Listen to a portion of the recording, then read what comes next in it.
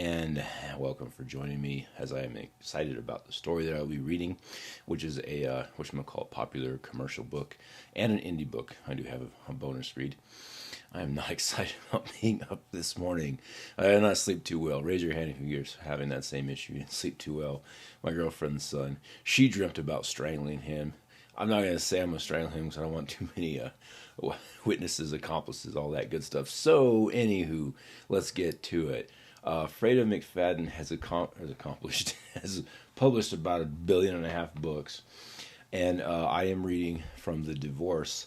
And first thing I want to read, let's see, it was whatchamacallit, the author's note, which is rare these days, I should say. Well, I don't know for sure. I don't, mess or check up on the millions of books that are published, but I like this one in particular, so I'm going to start. This is from The Divorce by Freda McFadden. Even though my books are thrillers, a genre that traditionally has dark elements, I do my best to keep them as family friendly as I possibly can. You're not going to come across any graphic scenes of violence or sex, mostly because I know my family members will be reading. However, people have emotional responses to different things, and some of my books delve into more controversial topics. There's more, but I'm stopping the reading there. I like the author's note because when it goes to the prologue about this particular story, it gets really fun and lively. Let me show. I'm talking about prologue. When the police arrive, how will I explain the dead bodies in the house? Only the one dead body would be easier to explain. People die after all, circle of life, etc., etc. But more than one becomes trickier. Now, the first two sentences, how do you know that unless, it's not your first rodeo? I'm just saying. Not that I have a lot of experience with it, covers it, but it's just common sense. I don't know if it's that common. I mean, if I stop to think about it, which I normally don't because I'm writing horror and, stuff like that, but if I stop to think about it, I feel like one dead body is kind of enough. One person can die by accident. Multiple deaths, well, the police start to think about things like murder. Furthermore, it'll be more difficult to explain other things to the police, like what happened to those dead bodies before they died. I expect a lot of raised eyebrows, possibly handcuffs. Yeah, I'm going with that. Speaking of which, those sirens were getting awfully loud. They'll be here any second.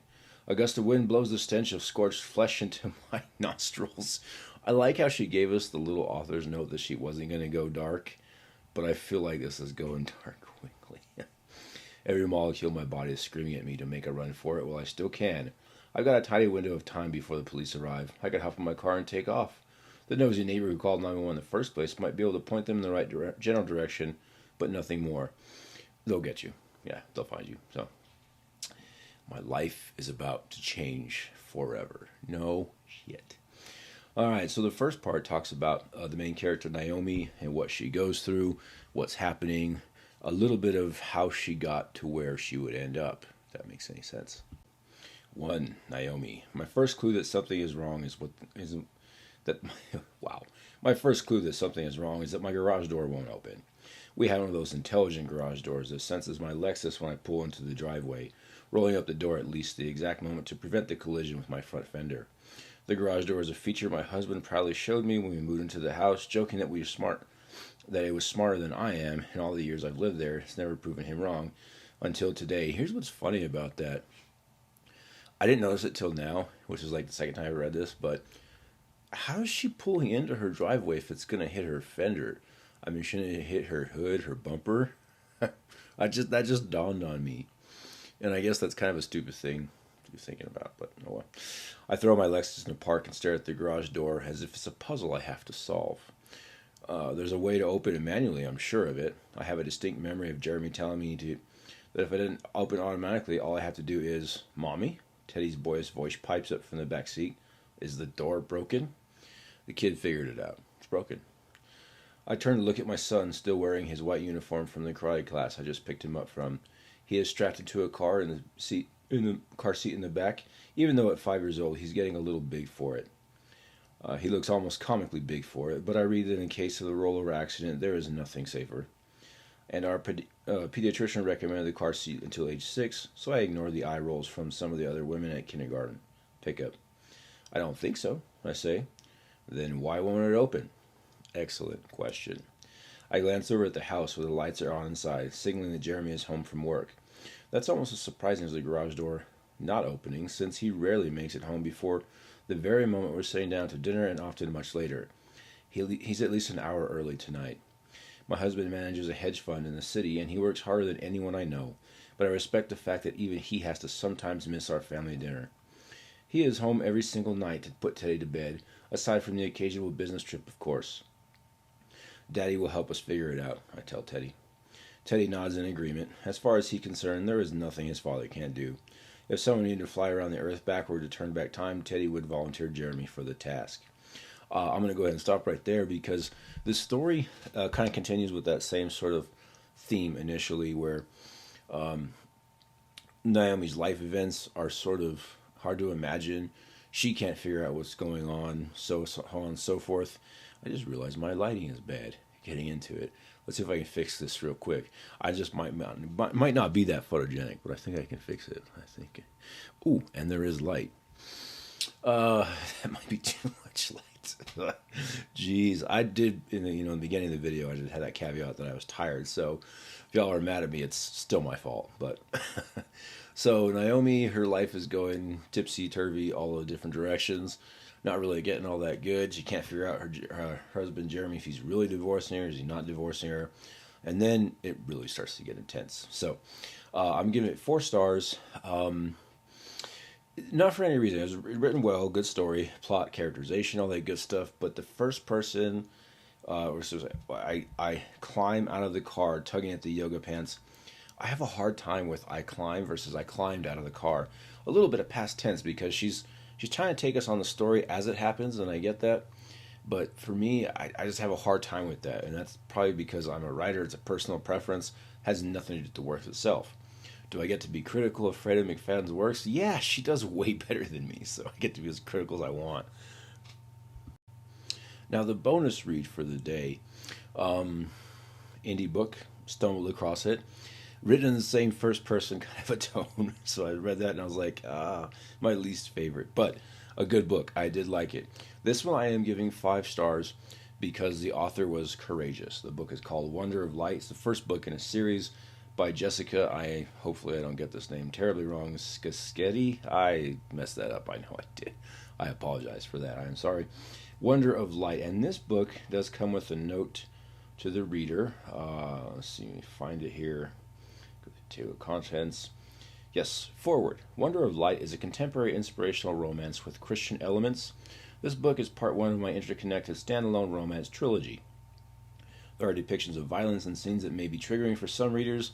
Intimate scenes are lukewarm and profanity is mildly censored to deglamorize, not to hide the word. When I read that, I didn't think anything of it. I was like, oh yeah, cool, cursing, whatever. Who gives a... Anyway, this book jumped out at me because of the first sentence. Let me go ahead and hold that up there. It says, I don't know if I can get it to focus well enough. You can see it. Is this going to work, or do I just look like an asshole? It's not going to work well. I quit. Where are you, you little and the I is crossed out. And that's the first one. So it kind of set me aback a little bit when I first read it because I wasn't really sure exactly what all to do with it because it was so different. Do I think it was a courageous, bold move? Yeah, I had never seen it before. It could be used 1.5 billion times. I wouldn't know. But the reality is, for what the book is, it was actually very useful because, how do you get a book that, because stories are all so similar these days, there's been so many books written. How do you get a book that has violent themes, traumatizing themes, things like that, and tone it down so that it's not, ton of violence, ton of vulgarity, it's hard to do because bad guys are going to lie, cheat, steal, curse. Good guys have to be heroic, but anything you can do to kind of draw the reader into the type of genre is, of course, better. So I thought it was bold to do that, to do the little censorship thing. Was it necessary? As a matter of personal opinion, because I don't give a shit about cursing, as a matter of personal opinion, was it necessary? No. Was it useful for what it was intended to do? I think it did the trick. Would I personally use it? I wouldn't, because that's a hell of a lot of work having to go back and make sure that your editing process is all dialed. So I did think that it was a lot of work and commendable. So 5 stars for courageousness. The story, the characters, all that good stuff. It was good too. So I'm gonna go ahead and start reading from it. Prologue, past 10 years old. Evan. I thought it was really interesting how the author did that, kind of just explaining very distinctly the timeline. Was it present time? Was it past time? All that stuff. It was done in a way that gave me a pause, but that it just made me think about the timeline as opposed to not really knowing what's going on. So I kind of like that. Where are you, you little hit? I'm going to go ahead and try to censor this because I hear my stepfather, Ray, shouting as he shuffles from room to room in one of the usual drunken stupors. I'm hiding in the bathtub this time around, ever hopeful that he doesn't find me. There are not many places to hide in our tiny trailer, but it never diminishes my hope that he might give up, or forget that he is looking for me in the first place. He's going to find you in a trailer. I mean, that's a good setting, tone, and all that good stuff. When I find you, little bastard, that one was censored out. You'll be sorry you ever touched what's mine, he threatens. I hadn't meant to ruin that old music box I'd always caught him cherishing. I'd only wanted to see what was so special about it. But it slipped right out of my hands and shattered. Glass shards splattered across the wood floorboard in my mom and Ray's bedroom, while metal pieces scattered every which way. I thought it was funny that there was a wooden floorboard, but it was a trailer. That sounds kind of nice. I just picked up on that right now. I must be real tired. What the hell? There was... he even had to be censored for hell. I'd heard Ray grumble at the sound of the commotion from his favorite spot in the living room. He'd had no time to clean up or hide the evidence. I having no time to clean up or hide the evidence of the broken thing. I'd scampered out of there in a flash and crept into my current hiding spot. I just know when he finds me, he's gonna kill me this time. He's really treasured that darn box. Mom's been working the night shift for as long as I can remember, and has no idea the beatings Ray's been giving me when she leaves at night. He always knows just where to hit me and hide the evidence of his handwork, even drunk off his rocker. I haven't dared tell my mother what he's been doing to me, in fear that he'd hurt her too, or worse, leave us high and dry. As much as I despise my stepfather, I also realize that we need him to keep us afloat. That is terrible. That happens quite a bit. I feel bad when I get mad at my girlfriend because it's like, does she feel that way about me? I'm just kidding. My girlfriend takes care of herself and me. Just the other day, I was like, babe, you got any money? I didn't ask for any. I just asked her if she had any. Kidding. Just joking. Just tired. Her damn kid is killing me. Mom's diner earrings alone just weren't cutting it, and without him, we'd be homeless. Unfortunately for me, Ray's necessary evil for my mother and for me to be able to survive. Hiding behind the shower curtain, I hunkered down on a squat with my arms wrapped around my knees. I began to tremble. I hear him inching closer down the hallway. It's only a matter of time before he finds me like he always does. The thudding of his work boots gets louder as he draws closer to my current hiding spot. Where are you, you little snot-nosed son of a bitch? I hear him just outside of the bathroom door. Just then, the smell of bourbon emits from him as he bursts through the bathroom door. When the shower curtain yanks open, I gasp in fear, knowing what's to come. Found you, you little rotten shit. He shouts out and grabs me by the hair and rips me out of the bathtub. The half-smoked cigarette never falls from his whiskey-soaked mouth. I whimper as he flings me around my head, and my head clashes with the bathroom wall. Lucky for my head, the cheap wood panel that adorns the wall of our meager dwelling bends with the force of the collision. My head pangs, but I'm hopeful the damage won't be too severe. I'm going to make you pay for wrecking what's mine, boy. Ray continues spouting his threats as he grabs me up again and lunges a fist at my side. I feel my lungs cave in at the sound of the crack of my ribs. I cannot utter a sound due to the pain searing through both my chest and my head as I fall to the floor. Warm liquid releases from my body. The last thing I see before anything fades to black is my stepfather's backside as he walks away from me, leaving me in a puddle of my own urine. It was a good opener, for sure.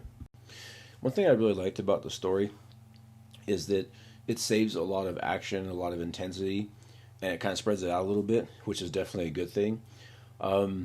It's a little hard to give away, or to not give away, I should say. It's a little hard to not give away the tone, the storyline, all those things that are going to be happening next.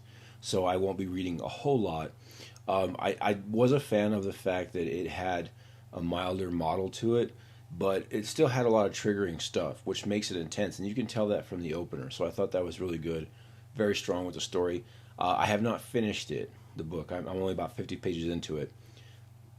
And I do like it because, quite honestly, it could be looked upon as a good young adult book thus far. I mean, I could be speaking too soon, but it could be looked upon very well as a young adult book and have a lot of themes that young adults might be able to relate to.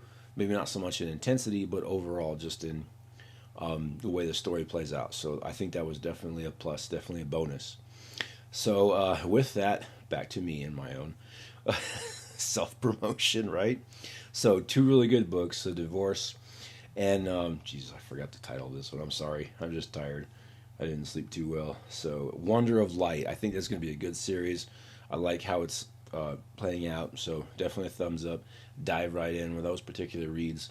And I did have a question that I will probably include somewhere in the post itself. Is how much of a market would there be for free? How can you say market and free? I just thought about that. Oh well, I did. For some of my young adult works to be an audio version on Substack. I know Substack being a writing platform, there's a little bit of controversy between audio and just writing and video and all that good stuff. But I think that audio is a good platform because somebody could be diving into a book without actually having to have their hands on it. And I think that's important for young people. It could be at least important for young people. So I have one young adult publication with another on the way, and it is just not gaining traction. It's very popular by those that have read it. I've had a fairly healthy amount of sales, but not a lot of people have actually completed it, and the ones that do love it. So I was thinking of making it, because it is available on Kindle Unlimited, so I was thinking about probably taking it off Kindle Unlimited because I don't see a lot of young people doing that. Again, could be wrong, but make it available for audio. So tell me what you guys' thoughts on that. Reaching out to my Substack community. If that's a good move or a bad move. Maybe it's just because I'm curious. I'm probably going to end up doing it anyway, but I am kind of curious of what everyone's thoughts is. So if you made it with me this far, I thank you. If you haven't made it this far, I tried. So also let me know some suggestions for the following weeks to come. If you have an indie book that you want to promote, I'll give it a live read.